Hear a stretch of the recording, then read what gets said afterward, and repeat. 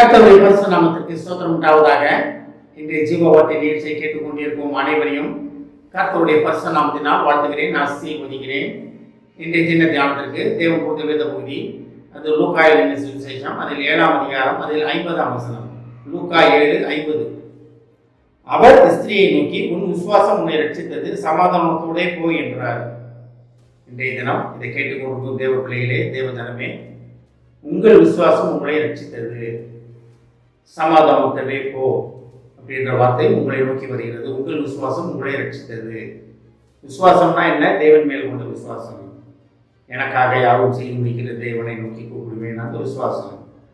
இதெல்லாம் நிறைய நேரம் செஞ்சா விசுவாசம், செய்யாட்டி எல்லாம் ஒன்றும் இல்லைன்றது நம்ம மனசில் இருக்கிறது. நம்மளை பொறுத்து அது சாத்ராக் மேஷாக் ஆபேத்நேகோ தானியெல்லாம் பார்த்தீங்கன்னா, காப்பாற்றினாலும் அவர் தான் என் தேவன், காப்பாற்றாட்டாலும் விட்டாலும் அவர் தான் என்னோட தேவன் விசுவாசம் வச்சாங்க. அந்த விசுவாசம் நமக்கு வேண்டும். இதில் ஒரு ஸ்திரியை பற்றி சொல்லப்பட்டிருக்கிறது. இந்த ஸ்திரீ எப்பேற்பட்ட ஸ்திரீ அப்படின்றத பற்றி அவங்க மக்கள் பேசிக்கிறாங்க.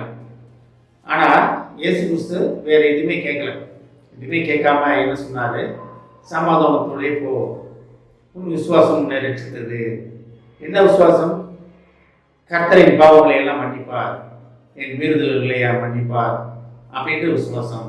பாவங்கள் மட்டும் கர்த்தர் மன்னிக்கிறவர் கிடையாது. நம்ம நோய்கள், நொடிகள், பிரச்சனைகள், குடும்பத்தில் சமாதானம்லாம் இருக்குது, கணவன் மனைவிக்குள்ள பிரச்சனைகள், பிள்ளைகளுக்குள்ள பிரச்சனைகள், வேலை பார்க்குற ஸ்தானத்தில் பிரச்சனைகள் எதுவாக இருந்தாலும் அதை தேவன் சரிப்படுத்த வல்லவராக இருக்கிறார். நம்ம செய்ய வேண்டிய ஒரே ஒரு காரியம் என்னவென்றால், நம்ம விசுவாசத்தோடு அவர்கிட்ட வர வேண்டும். நிறைய நேரம் அவர் விசுவாச குறைச்சலோடு நம்ம அவர்கிட்ட கேட்குறதுனால தான் அநேக காரியங்கள் நமக்கு நடப்பதில்லை. விசுவாசத்தோடு தேவனை நம்ம அணுகும் பொழுது கர்த்தர் நமக்காக அநேக காரியங்களை செய்வதற்காக அவர் ஆயத்தமாக இருக்கிறார். ஒரு வகையில் சொல்லப்போனால் எல்லா காரியமும் நமக்காக ஆயத்தப்படுத்தப்பட்டு இருக்கிறது. அதை பெற்றுக்கொள்வதற்கு விசுவாசம் வேண்டும். அந்த விசுவாசம் இல்லாதனால தான் நமக்கு இவ்வளோ போராட்டம், பிரச்சனைகள் வாழ்க்கையில். அப்போ அந்த விசுவாசம் நம்மகிட்ட இருக்கிறதா? அந்த ஸ்திரீ விசுவாசத்துடன் வந்தாங்க. என் பாவங்கள் மன்னிக்கப்படும், என் பிரச்சனைகள் எல்லாம் தீர்வு இயேசு கிறிஸ்து ஒருத்தர் தான் அப்படின்ட்டு. எந்த பிரச்சனையாக இருந்தாலும் பரவாயில்ல, எந்த போராட்டம் இருந்தாலும் பரவாயில்ல, விசுவாசத்துடன் கர்த்தரை அனுப்புவோம், இயேசு கிறிஸ்துவை அனுப்புவோம். அப்புறம் நம்ம பிரச்சனைகள் அனைத்திற்கும் தீர்வு அவர் ஒருவரிடம் மட்டுமே உண்டு. நம்மளால் முடியாத காரியங்கள் அனைத்தையும் அவர் நமக்காக செய்து முடிக்க வல்லவராக இருக்கிறார். அப்போ நம்ம எந்த இடத்துல இருக்கிறோம்? நம்ம விசுவாசம் எந்த இடத்துல இருக்குது? சமாதானத்தோட இப்போ விசுவாசம் முன்னே ரட்சித்தது. இது ஸ்திரியோ ஆணோ பெண்ணோ அப்படின்னு கிடையாது. இது எல்லாத்துக்கும் சொல்லப்பட்ட ஒரு வார்த்தை. உங்கள் விசுவாசம் உங்களை ரட்சித்தது. சமாதானத்தோடே போங்க, சமாதானத்தோடே போங்க. ஆலயத்துக்கு போகிறோம், கடைசியில் ஒரு வசனம் கடைசியில் என்ன சொல்கிறாங்க? சமாதானத்தோடே போய் வாருங்கள் அப்படின்றாங்க. அந்த தெய்வீக சமாதானத்தோட போவதற்காக கர்த்தர் நம்மை அழைக்கிறார். இந்த மாதிரி நம்ம இருப்போமா? கர்த்தர் எனக்காக யாரும் செய்ய முடியாது விசுவாசத்தோடு நம்ம இருப்போமா? எந்த கஷ்டங்கள், எந்த நஷ்டமாக இருந்தால் பரவாயில்ல, இயேசுவின் பாதத்தில் வச்சுருவோம், கர்த்தரின் பாதத்தில் வச்சுருவோம். அப்புறம் நமக்காக யுத்தம் பண்ண வல்லவராக இருக்கிறார். ஆமென். ஜெபிப்போம். எங்களை அதிகமான அன்பின் பரலோக பிதாவே, உன் விசுவாசம் உன்னை ரட்சித்தது, சமாதானத்தோடு போ என்று எங்களுக்கு நீ சொல்வதற்காக நன்றி ஆண்டவரே. எங்கள் விசுவாசம் எங்களை ரட்சித்த மகா கிருபைக்காக நன்றி ஆண்டவரே. எங்களை சமாதானத்தோட போக சொல்வதற்காக நன்றி ஆண்டவரே.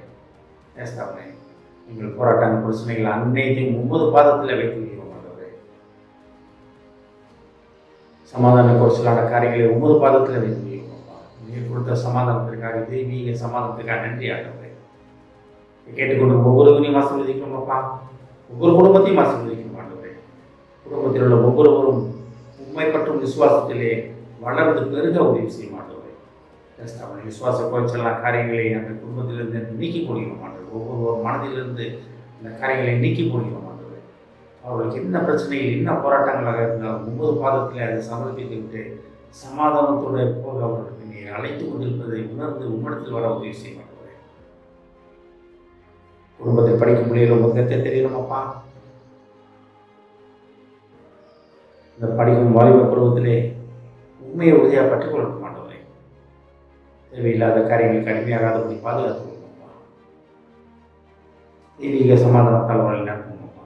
எஸ்பி மூலமாக கேட்கிறேன், நல்ல பிதாவே. ஆமென். கர்த்தர் உங்களை ஆசீர்வதிப்பாராக.